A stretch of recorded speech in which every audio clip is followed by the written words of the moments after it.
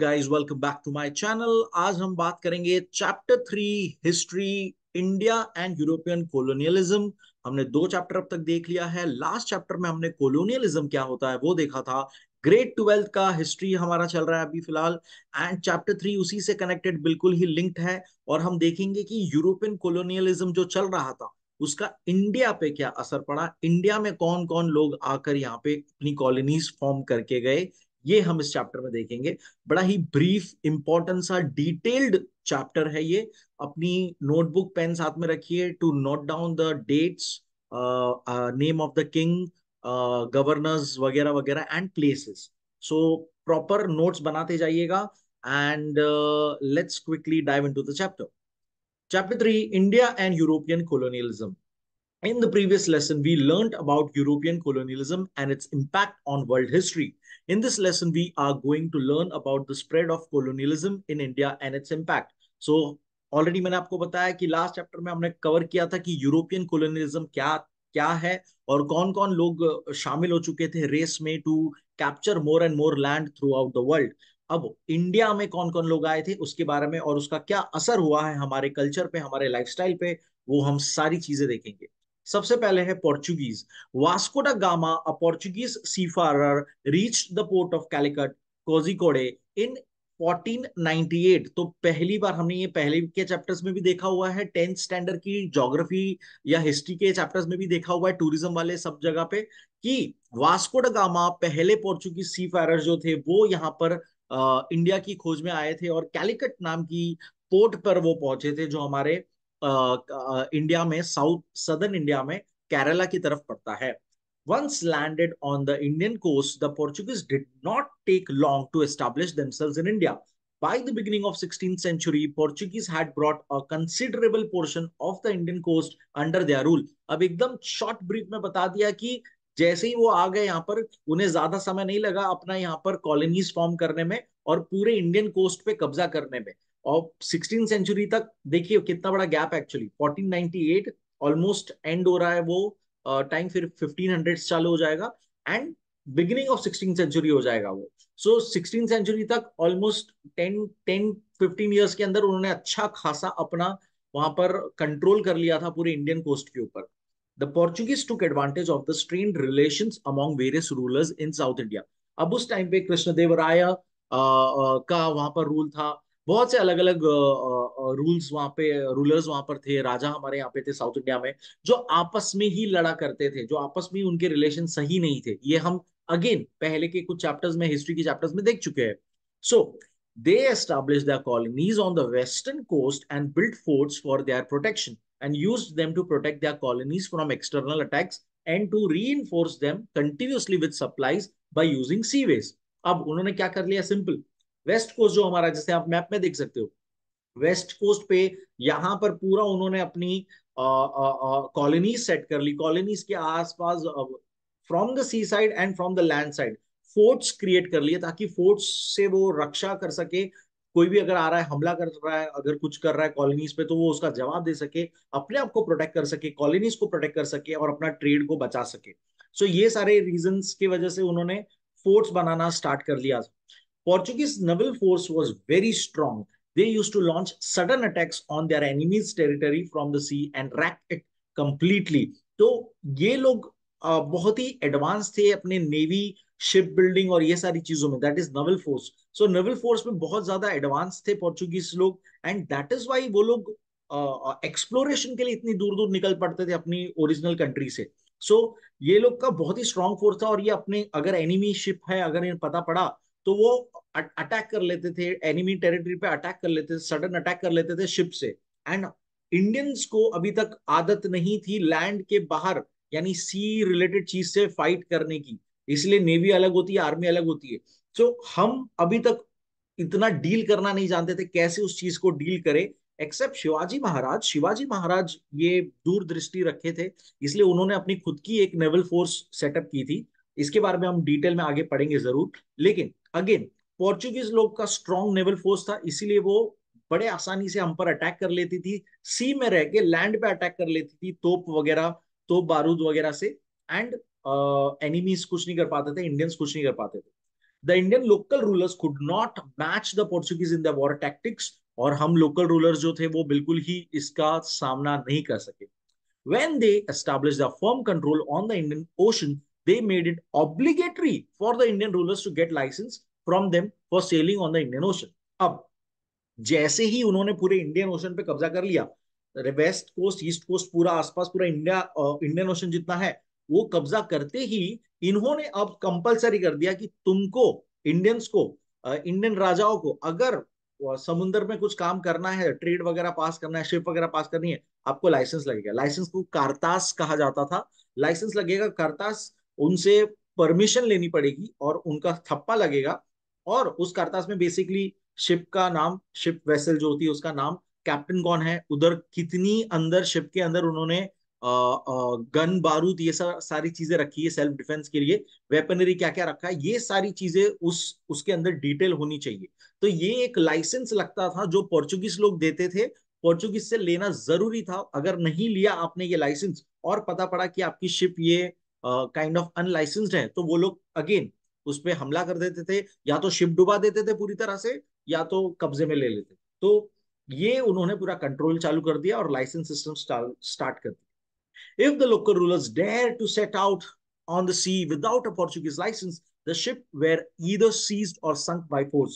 The Portuguese had become so powerful that even the mighty Mughals and the sultans in the south had to buy a license from them. इतने वो powerful हो चुके थे इस चीज में, naval force उनकी इतनी स्ट्रांग थी कि मुगल्स उस टाइम पे, जो हमारे यहाँ पे नॉर्थ साइड पूरा मुगल सुल्तनत, हैदराबाद रीजन, पूरा मध्य प्रदेश रीजन जो पूरा ये चल रहा था, वहां के सारे रूलर्स, निजाम शाही, आदिल शाही, सभी लोगों को ये रूल फॉलो करना पड़ता था अगर आप ओशन में कुछ अपनी वेसल भेज रहे हो तो.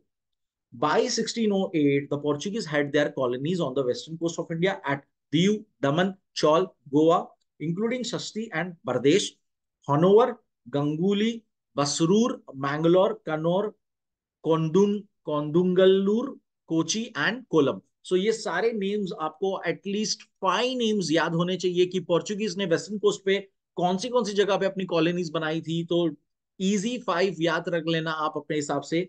I can see a pattern CDGK 3 times repeating.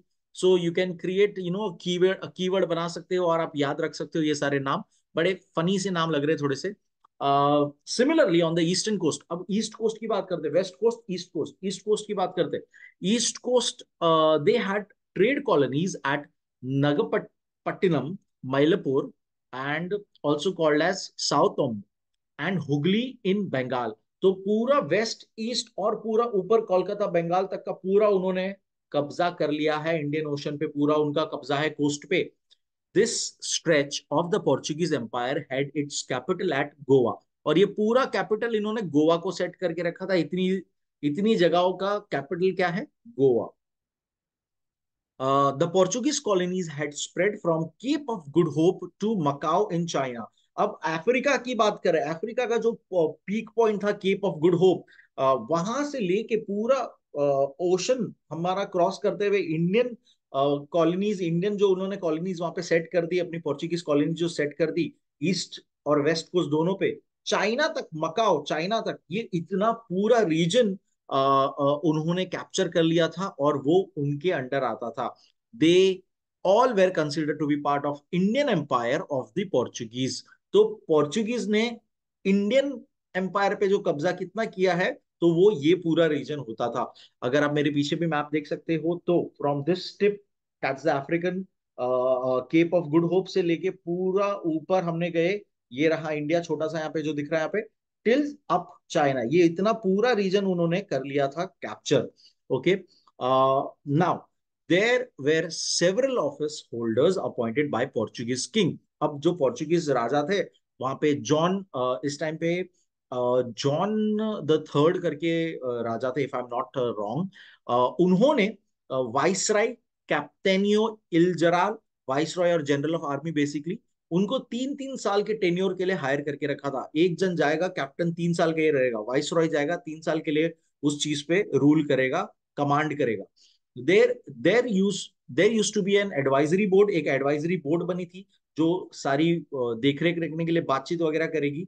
Assist the viceroy, जो वाइसराय को असिस्ट करने के लिए include arch bishop of Goa, जज जो चांसलर भी कहा जाता था, इंचार्ज ऑफ कंपनीज पोजेशन जिसे वेड्रो दा फाजिंदा, ये पोर्चुगीज में है ऑफ कोर्स, कैप्टन कैप्टेनियो and few aristocrats from Portugal. ये सारे लोग उस चीज को एक काइंड ऑफ एन असेंबली बनाकर डिस्कशंस करते थे, मीटिंग करते थे, एडमिनिस्टर करते थे।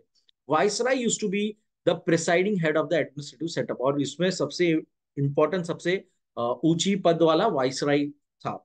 In the earlier half of the 17th century 5 ships used to arrive every year in the Indian ports।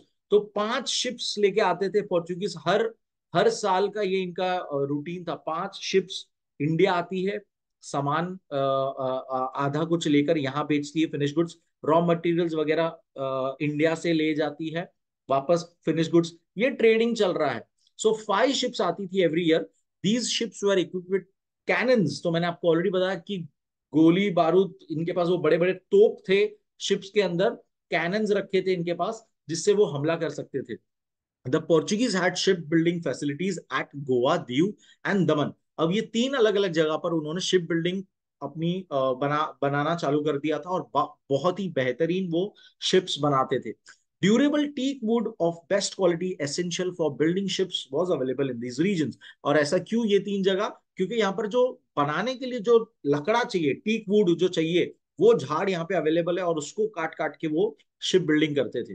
The Portuguese used to deploy seamen from Portugal to India, और वो अपने लोग भेजते थे यहाँ पर। In those times, Indian rulers did not maintain a naval force.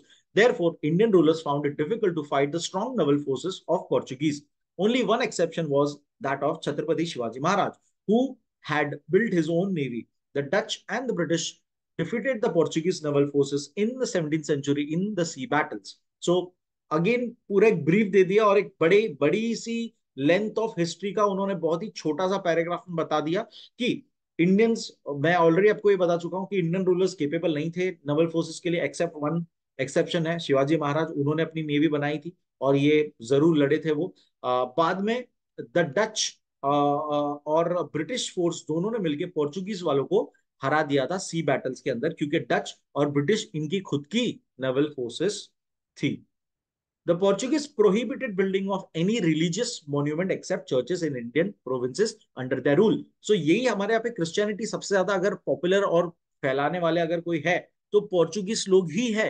उन्होंने यहाँ पे सिर्फ और सिर्फ चर्च बनने दिए, इसलिए पूरे साउथ में अगर आप जानते हो, अगर अभी तो जितने भी साउथ इंडियंस है, अगर देखा जाए तो वो साउथ इंडियंस द्रविडियंस एंसेस्ट्री के, वो लोग सारे क्रिश्चियनिटी फॉलो कर रहे हैं, जो कि ऑब्वियसली रॉन्ग है, राइट? बिकॉज उनका ओरिजिनल एंसेस्ट्री कुछ और धर्म फॉलो करता था, not Christianity.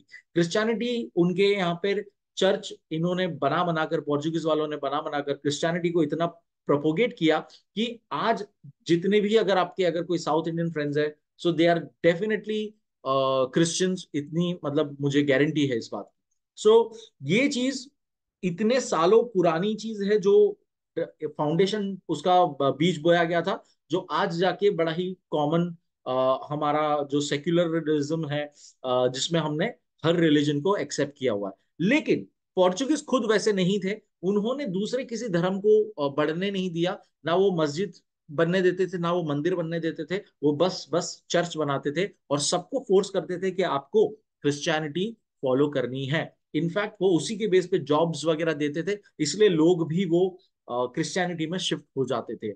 So they also prohibited celebration of religious festivals और वेडिंग फंक्शन, ये सारी चीजें मना थी। ना कोई शादी अपनी मना सकता है, रिलीजियस फंक्शन कुछ कर सकता है, प्रॉपर धर्म के थ्रू अपनी शादी कर सकता है, नहीं कुछ अलाउड था under Portuguese rule. The Portuguese rulers also try to suppress the local languages, उन्होंने लोकल लैंग्वेज को भी सप्रेस कर दिया। जो लैंग्वेजेस हम बात करते थे वो सारी धीरे धीरे खत्म होती गई। उन्होंने इंग्लिश और पोर्चुगीज भाषा का ज्यादा इस्तेमाल किया। The Portuguese rulers also tried to suppress the local language. People were offered employment with the intention to attract, तो उनको मैंने आपको जैसे ही बताया, की एम्प्लॉयमेंट दी जाती थी, attract them to Christianity. In the beginning of the rule they made Goa a free port that resulted in attracting traders from various countries to Goa. अब जब स्टार्टिंग में वो आए थे, जब उन्होंने अपना रूल चालू किया था, गोवा को उन्होंने फ्री पोर्ट बना दिया था. फ्री पोर्ट यानी कि यहाँ पर कोई भी किसी भी तरह का कोई भी पाबंदी नहीं है गवर्नमेंट की, मतलब उनकी टैक्स नहीं है कुछ, कोई किसी भी तरह का आपको शिपमेंट वगैरह पे नहीं करना है, कुछ नहीं करना है. सो इन शॉर्ट इजियर ट्रेड हो सकता है, that's called the free port. Goa was a free port जो उनका कैपिटल था initially. So that's the short brief of Portuguese in India and their colonialism in India. Next है ब्रिटिश. इनके बारे में तो हम बचपन से ही सब जानते हैं, आई एम श्योर, बट थोड़ी सी और डिटेल देखेंगे आज ब्रीफ में. British established east India company on 31 दिसंबर 1600. अभी इनकी 31 दिसंबर आ ही रहा है. सो 1600 में इन्होंने ये एस्टेब्लिश की थी ईस्ट इंडिया कंपनी. एक बकायदा एक मल्टीनेशनल कंपनी थी एक. Queen Elizabeth granted permission to the company to trade in eastern countries. Now Queen Elizabeth ने ये चार्टर दिया था कि okay you can form a company and आप ईस्टर्न कंट्रीज पे आप जो भी आप ट्रेड करना चाहो आपके थ्रू ही ट्रेड होगा, ऐसा. In the beginning, the East India Company's operation were limited to send their cargoes to eastern countries to sell the British goods in the countries, to buy spices with the profits earned there, and cash carried from home to sell the spices in the England and to earn profit. पूरा उन्होंने एक chain बता दिया कि क्या चल रहा था. तो अपने गुड्स, फिनिश गुड्स जहां जहां जा रहे हैं इंडिया में या ईस्टर्न कंट्रीज में, बेसिकली वहां पे बेचो. वो पैसों से वहां से स्पाइसेस खरीदो और वो इधर आके बेचो. वो पैसे से जो प्रॉफिट आया वो प्रॉफिट को फिर से बिजनेस में लगाओ. ये सारा रोटेशन सिर्फ चलता था. और इतना ही सिर्फ इनका था, एक्चुअल सिर्फ ट्रेड ही करते थे वो.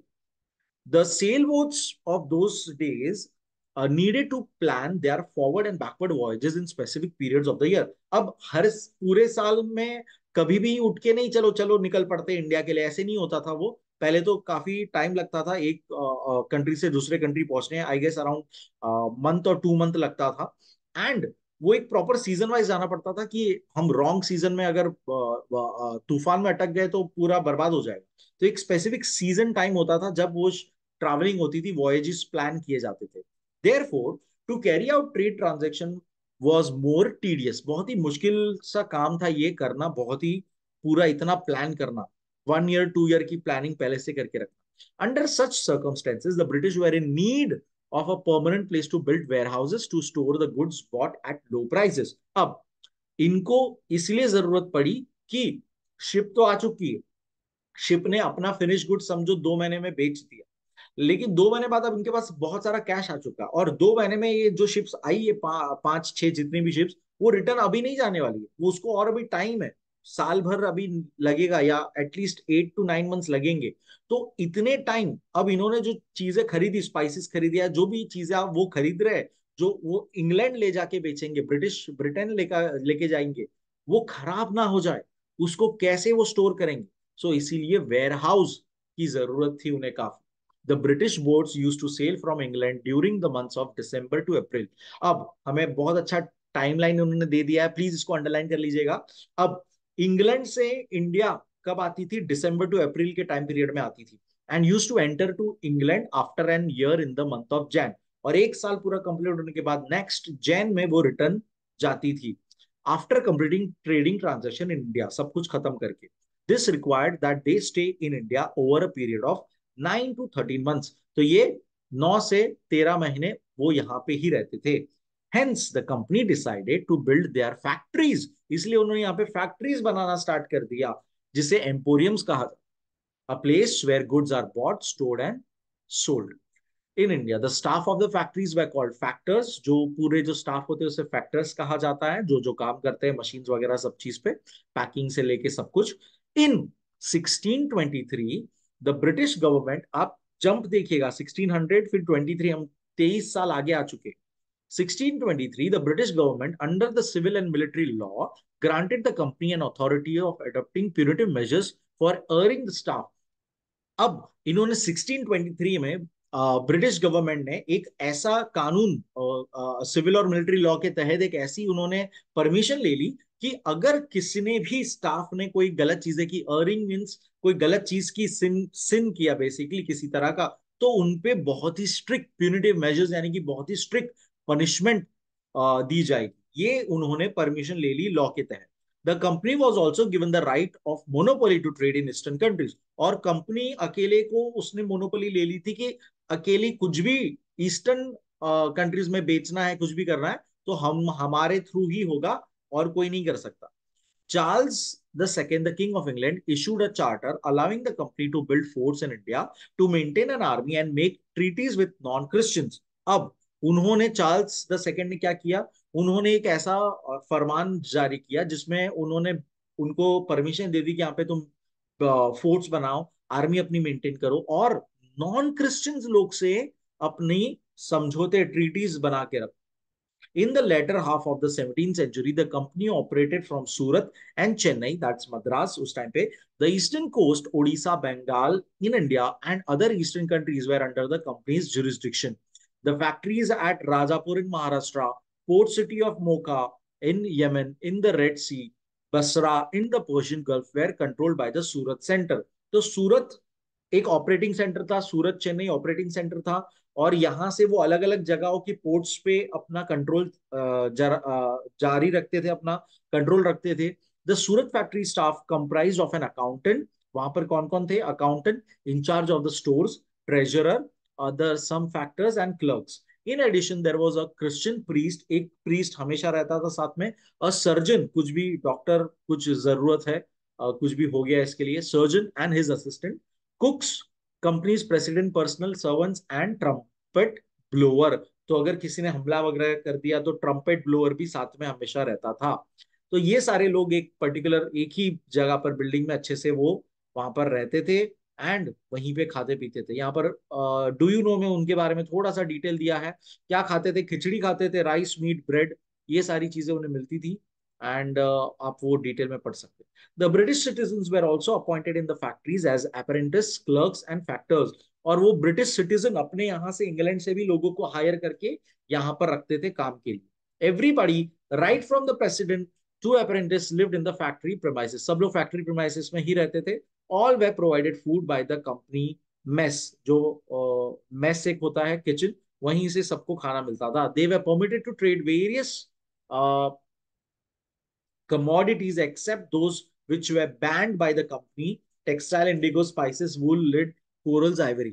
तो इनको आपस में कुछ भी अगर कुछ ट्रेड करना है उनको अलाउड था। कोई भी चीज एक्सचेंज करके, बार्टर सिस्टम जो होती है हमारे यहाँ पे पहले थी, वो करना इनको अलाउड था। लेकिन कुछ कमोडिटीज बैन की गई थी, उसको लेकर वो बार्टर नहीं कर सकते थे। क्योंकि कंपनी खुद उसमें डील करती थी, that's why the company started building forts in India as part of their strategy. They built a fort and a factory in Chennai. The fort was named as Fort St. George. A mint was also established in Chennai. A mint यानी कि जहां पर coin बनते हैं, coin minting उन्होंने start कर दी थी। The British issued their own coinage of gold, silver, alloy and copper from this mint. और उन्होंने अपने खुद के कॉइन्स सर्कुलेशन में डाल दिए थे, गोल्ड, सिल्वर, एलॉयज, कॉपर के बने हुए। In 1661, Charles II, the King of England, was engaged to Christiana of Braganza. So ये पोर्चुगल की प्रिंसेस थी, क्रिस्टियाना ऑफ ब्रेगेंजा। उनसे किंग ऑफ इंग्लैंड शादी कर लेते हैं, एंगेज कर लेते हैं, और बदले में डाउरी बेसिस पर पोर्चुगीज लोग मुंबई के जो आइलैंड्स थे, सेवन आइलैंड्स जो हम बोलते हैं, Mumbai is made up of seven islands, वो पूरा जो पोर्चुगीज के अंडर था वो डाउरी के रूप में किंग चार्ल्स को दे देते हैं। So, the King of Portugal gifted the islands of Mumbai to Charles II, and on this occasion, Graham Shipman, an Englishman, was assigned 500 soldiers and was appointed as the governor of Bombay. अब उस time पे बॉम्बे नाम था। Abraham करके एक person को appoint किया गया था और उसके पास 500 सोल्जर्स उसके अंडर दिए गए थे कंट्रोल में, और उसको गवर्नर बना दिया। 1665 Mumbai was fully under British control. अब यहाँ पे पूरा ब्रिटिश का कंट्रोल आ चुका था, पोर्चुगीज का नहीं रहा। मुंबई कंप्राइज सेवन आइलैंड्स, नेमली मुंबई, माहिम, परल, परेल है, वडाला, वर्ली, सायन जिसे शिव भी कहा जाता था, and Mazagaon. Charles II leased Mumbai to East India Company because the expenditure of its maintenance exceeded from that of income earned from it. अब पोर्चुगीज के पोर्चुगीज के हाथ से चार्ल्स द सेकंड के हाथ में गया। अब वो है तो राजा की प्रॉपर्टी, लेकिन इस पे अभी तक ईस्ट इंडिया कंपनी का कोई हक नहीं। ईस्ट इंडिया कंपनी एक कंपनी है बकायदा। ओके, सो उसका अभी तक कुछ वहां पर हक नहीं है। लेकिन सिंस ये आइलैंड का खर्चा बहुत ही भारी पड़ रहा था, वहां से उतना प्रॉफिट नहीं आ रहा है जितना वहां पे उसको मेंटेन करने का खर्चा हो रहा था, तो उन्होंने चार्ल्स सेकेंड ने ईस्ट इंडिया कंपनी को मुंबई पूरी लीज पे दे दी, ताकि अब वो खुद टेंशन नहीं लेंगे उसका एक्सपेंडिचर देखने का। कंपनी वहां पर जो चाहे, जैसा चाहे वहां पे फैक्ट्री बना के कमाना चाहे, कुछ भी ट्रेड करना चाहे, जो करना चाहे कर सकती है। उन्हें बस प्रॉफिट से मतलब था चार्ल्स किंग को। सो in 1669 the company appointed Sir George Oxenden as governor of Surat and commander in chief of Mumbai. अब 1669 में 4 साल बाद सर जॉर्ज करके आते हैं, उनको गवर्नर बना दिया जाता है सूरत का, और मुंबई का कमांडर इन चीफ बना दिया जाता है। अब British mint was establish in Mumbai. अब यहां पर भी उन्होंने एक कॉइन मिंटिंग फैक्ट्री बना दी, and silver copper zinc issued from here, और यहां से सिल्वर कॉपर जिंक ये कॉइन्स इशू किए जाते थे। This encouraged the merchants and artisan to come and settle down in Mumbai, जिससे अब ये इन्होंने स्मार्ट चीज कर दी, यहाँ पे मिंट बनाकर क्या कर दिया, लोगों को एक अट्रैक्शन दे दिया कि यहाँ के लोग सेटल हो गए, मर्चेंट्स लोग यहाँ पे आएंगे और यहाँ पर सेटल होंगे, आर्टिसंस लोग यहाँ पे आएंगे, सेटल हो जाएंगे। सो वही हुआ, एंड ऑफ कोर्स फिर उनका फायदा हुआ। The company had 5 to 6 small ships and around 300 soldiers to ensure the security of Mumbai. और ये पूरा वहां पर कंट्रोल के लिए उनके पास 5 से 6 शिप हमेशा रेडी रहती थी, 300 सोल्जर्स हमेशा तैनात रहते थे। Soldiers were given guns and swords, और उनको बंदूकें और तलवार ही दी जाती। फिर आता है द डच। द डच कौन होते हैं मैं आपको पहले ही बता चुका हूं। डच नाम की कोई कंट्री ढूंढने मत बैठिएगा, कमेंट्स में मुझे बताइए कि डच किन्हें कहा जाता है। एंड आपको अगर मेरा चैनल अच्छा लगे तो सब्सक्राइब करिए, लाइक करिए, शेयर करिए, कमेंट करिए, मैं जरूर रिप्लाई करूंगा। और अगर आप चैनल को सपोर्ट करना चाहते हो तो आप मेरे चैनल को ज्वाइन भी कर सकते हो by clicking on the link below. Let's continue.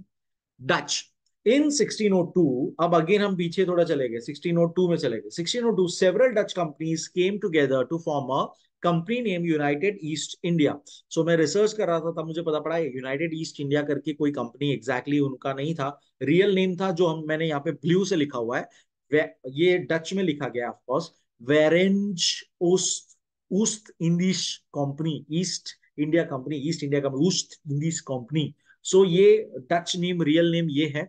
The Dutch government issued a licence to the company to conduct trading with the eastern countries. अब वहां पर उन्होंने आपस में सारी कंपनीज ने मिलकर ये बना दी, डच वीओसी इन्होंने बना दी, और इनको डच गवर्नमेंट ने लाइसेंस दे दिया। जैसे चार्ल्स ने ईस्ट इंडिया कंपनी को दे दिया था चार्टर, वैसे क्वीन एलिजाबेथ ने दिया था, वैसे इनको लाइसेंस दे दिया डच गवर्नमेंट ने कि तुम अपना ट्रेडिंग वगैरह करो ईस्ट कंट्रीज में, ईस्टर्न कंट्रीज में। The same license permitted them to appoint staff. इसी लाइसेंस में और क्या क्या पावर थी, वो स्टाफ अपॉइंट कर सकते हैं, फैक्ट्रीज बना सकते हैं, फोर्ट्स बना सकते हैं, बैटल्स अगर करनी पड़े तो बैटल कर सकते हैं, ये सारी चीजें उसमें मौजूद थी। और अगर कोई ट्रीटी साइन करनी पड़ी, समझौता पे आना पड़ा, तो वो साइन करने का हक भी उन्हें दे दिया गया था। अकॉर्डिंगली, और इसी के चलते the company appointed a governor general to take care of Indian affairs. By the middle of 17th century, the company had established Dutch colonies and factories right from the eastern coast of Africa to Japan. तो इनका भी, Dutch ने भी अपने अपने एक एक जगह पर अपने पोर्ट्स बना लिए थे और अपनी कॉलोनीज फॉर्म कर ली थी, राइट फ्रॉम अफ्रीका से लेके जापान तक का पूरा ईस्टर्न जो कंट्रीज है वो सारी इन्होंने कहीं ना कहीं अपने पोर्ट्स बना दिए थे। It encompass the present day region. अब उन्होंने नेम्स भी दिए हैं, तो आप ये नाम भी लिख लीजिएगा, सारे अंडरलाइन कर लीजिएगा। Mozambique, Mozambique, south Africa, Yemen, Iraq, Iran, Pakistan, India, Bangladesh, Myanmar, SIAM, Vietnam, Laos, Cambodia, Taiwan, China, Japan, Indonesia, Malaysia. ये सारी कंट्रीज बेसिकली जितनी भी यहाँ से आप देख रहे हो, सारी कंट्रीज इतने जितने बॉर्डर पे पड़ती है, इंडियन इंडियन ओशन, अरेबियन सी, ये सारा सब कुछ मिला के जितनी पोर्ट्स बनते हैं, कंट्रीज बनती है, सब पे डच कॉलोनीज आ चुकी थी। They installed cannons on the fortification walls for security. इन्होंने अपने फोर्ट पे कैनन्स बना के रखे थे, कैनन्स लगा के रखे थे ताकि वो अपना बचाव कर सके। The Dutch also had native people in their staff. अब ये अपने नेटिव, ऐसा नहीं था सिर्फ डच वालों को ही काम दे रहे, वो जहां जाते थे वहां के लोगों को भी हायर करते थे, native people in their staff. They established their first factory in 1602 at Petupli in northern parts of the Coromandel coast. तो इन्होंने पहली अपनी फैक्ट्री, ईयर नोटिस कर लीजिएगा, मार्क कर लीजिएगा, 1602 में बनाई थी। ईस्ट इंडिया कंपनी 1600 में बनी। There are other factories were built in Machilipatnam, Pulikat, Tirupalliur, Port Nova, Karikal, Agra, Ahmedabad, Bharuch, Chinsura, Thatta, Kambayat, Surat, Nagapattam। तो ये सारे अगेन इंडियन इंडियन रीजन्स अलग अलग कौन से हैं वो सारे उन्होंने बता दिए, और वहां पर उन्होंने अलग अलग अपने पोर्ट्स जो बनाए थे उसके नाम है। प्लीज अगेन लिख लीजिएगा, मार्क कर लीजिएगा। आपको एटलीस्ट हर एक जन का 5 पोर्ट्स नाम याद होने चाहिए, कहां पर उन्होंने कॉलोनीज फॉर्म की थी और फैक्ट्रीज बनाई थी। Moving ahead, later they defeated the Portuguese and acquired the forts at Kochi, Kodungallur, Kannur and Kollam. तो हमने ऊपर ही पढ़ा था कि पोर्चुगीज को किसने हराया था। नेवल फोर्सेस कौन से दो थे, ब्रिटिश थे और डच थे। तो डच ने जो ये जो यहाँ पे इन्होंने बात लिंक की है वही, कि उन्होंने पोर्चुगीज वालों को हराकर ये बाकी फोर्ट्स भी कब्जे में ले लिए थे। They also obtain monopoly in the black pepper trade by entering into treaty with king of Kochi. अब कोची के जो राजा थे उनसे उन्होंने ट्रीटी कर ली और ब्लैक पेपर में मोनोपोली हासिल कर ली, मिरी, काली मिरी। On the of the 17th century, the Dutch naval force was very strong. At any given moment, they could deploy at least 20 warships and an army of 3 to 4,000 soldiers. किसी भी moment पे इतनी वो strong थे, इतने ज्यादा थे कि वो किसी भी मोमेंट पे कम से कम 20 वॉरशिप्स आराम से डिप्लॉय कर सकते हैं मारने के लिए, किसी को हमला करने के लिए, और 3 से 4 हजार सोल्जर्स लोग वो तुरंत भेज सकते हैं। Mughals, Adil Shahi, Qutub Shahi ships were required to obtain license from the Dutch. If any ship was launched without a license, it was seized by the Dutch. तो सभी लोग जो थे तभी इंडिया में रूलर्स थे, उन सबको लाइसेंस लेना पड़ता था डच से, और अगर कोई शिप मिली उसको वो जब्त कर लेते थे। नेक्स्ट है French, French colonies. The in 1664, काफी काफी late 1664, French East India company, सबने अपने Dutch East India company, British ने ईस्ट इंडिया कंपनी करके चालू कर दिया था। सो सबने अपने अपने कंट्री के नाम से उन्होंने पहले लगाया, और फिर पूरे ईस्टर्न कंट्रीज जहां पर वो कब्जा करने आ रहे थे, अफ्रीका, जापान, इंडिया, उसका पूरा ईस्ट इंडीज कहा जाता है, इसलिए ईस्ट इंडिया कंपनी बार बार नाम आता है। सो फ्रेंच में भी उसका नाम दिया है, ला कंपनी दे इंडे ओरिएंटलिस was established with the initiative of Jean Baptiste Colbert, the French finance minister, to King Louis the 14th. So अब फ्रांस के राजा तब थे लुइस द 14, उन्होंने फ्रेंच मिनिस्टर जो थे, वहां के फाइनेंस मिनिस्टर जो थे जॉन, उनको उनके थ्रू, उनके तहत उन्होंने कंपनी ये शुरुआत की। Company was given the authority to trade with eastern countries, to maintain army, navy, also exemption from the taxes. तो सेम चीज उन्होंने भी, उनको ट्रेड करना अलाउड था, फैक्ट्रीज बनानी अलाउड थी, नेवी, अपनी आर्मी मेंटेन करना अलाउड था, और उनको खुद को टैक्स देना नहीं पड़ेगा। The company was also given the authority to enter a war और treaty with the eastern rulers. Again, या चाहे अगर वक्त आया तो वो वॉर करना भी उनको अलाउड था किसी से, वहां पे ईस्टर्न रूलर से, या समझौता करना भी अलाउड था। In 1666, the company sent a diplomatic contingent to court of Mughal Emperor Aurangzeb and obtained the permission to establish a factory in Surat.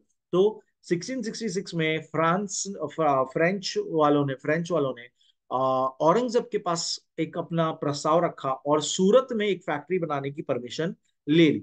The French the first French factory in Surat was established in 1668, और वहां पर 2 साल में factory भी बन गई। Then the factories are at Pondicherry, Chandernagore, Mahe, Karikal, मछिलम Machilipatnam were build, और बाद में एक एक करके इन जगहों पर भी फैक्ट्रीज बनी थी फ्रांस की। During this period the French were fighting with the Qutb Shahi ruler and the Dutch, और इनकी लड़ाई हमेशा किससे होती थी यहाँ पर, कुतुब शाही रूलर जो थे यहाँ पर हमारे यहाँ पे, एंड द डच जो हम ऑलरेडी देख चुके कि डच कॉलोनीज भी इन सारे एरियाज में थी। Pondicherry was the main centre for the French operation, और इनका मेन सेंटर था पौंडीचेरी। ये ईस्टर्न कोस्ट पे पड़ता है हमारे। It was ruled by the Nawab of Karnataka. The members of the Nawab's family were fighting among themselves for the throne. अब इनका पौंडीचेरी पे कब्जा था, नवाब ऑफ कर्नाटका के अंडर पड़ता था वो, और नवाब के फैमिली आपस में ही लड़ रहे हैं, हमेशा की तरह एक स्टोरी है, आपस में ही लड़ रहे हैं। So the British and the French started intervening in the matters, और ब्रिटिश फ्रेंच दोनों ही इसमें घुस गए, और एक एक दूसरे के खिलाफ वो डिवाइड कराकर इनको आपस में लड़ा रहे थे वो। इट रिजल्टेड इन 3 बैटल्स, जिससे 3 बैटल्स हुई थी between the British and the French, और इसे कर्नाटिक वॉर्स भी कहा जाता है। फ्रॉम 1744 टू 1763 के बीच में 3 वॉर हुई थी ब्रिटिश और फ्रांस के बीच में। This were known as Carnatic wars. The French were defeated by the British in the third battle, तीसरी बैटल में पूरी तरह से हरा दिया था। With the defeat of French, there was no European rival left in India for the British. तो देखिए, टाइम पीरियड काफी जंप हुआ है। 1600 में से चल रहा था, 1744 तक आ चुके अपन, 1763 पे आ चुके अपन। ऑलमोस्ट 100 ईयर्स, 100 प्लस ज्यादा ही है, 100 प्लस ईयर्स का डिफरेंस है। इस बीच ये सारी बहुत सारी चीजें हो रही थी। कोई किसी पे कब्जा कर रहा है, किसी कॉलोनी पे ले ले रहा है कब्जा, अपना ले रहा है, फोर्ट पे कब्जा कर रहा है, वो वापस उससे छुड़ा ले रहा है। बहुत कुछ हो रहा था, लेकिन इन दी एंड ब्रिटिश ही सबसे ज्यादा पावरफुल होती गई, और वो ही अकेली एक यूरोपियन कंट्री बची। ना डच की कोई पावर रही, ना पोर्चुगीज की कोई इतनी पावर रही। सबका रूल धीरे धीरे कम हो गया। सबसे स्ट्रॉन्ग इस रेस में ब्रिटिश आगे रही। In the next lesson, we are going to learn about the resistance to the foreign power in India put up by Chhatrapati Shivaji Maharaj. तो जैसे कि हमने स्टार्टिंग में भी पढ़ा था कि छत्रपति शिवाजी महाराज ने ही अपनी नवल फोर्स बनाई थी, एंड अब तक हमने वन साइड इनके तरफ से स्टोरी देखी थी, इनका आने की वजह से। अब जो इनको अपोजिंग जो चीजें हुई थी, इन जो 200 सालों के बीच में क्या क्या चीज हुई थी, फाइटिंग्स क्या क्या हुई थी, उससे रिलेटेड छत्रपति शिवाजी महाराज ने क्या क्या रेजिस्ट कर पाए थे ये फॉरेन रूल को जो हो रहा था, और अपना मराठा स्वराज निर्मित किया था, स्थापित किया था, वो हम स्टोरी पूरी देखेंगे। आई होप आपको चैप्टर समझ में आया। लाइक करिए, शेयर करिए, सब्सक्राइब करिए guys. Thank you so much, bye, take care.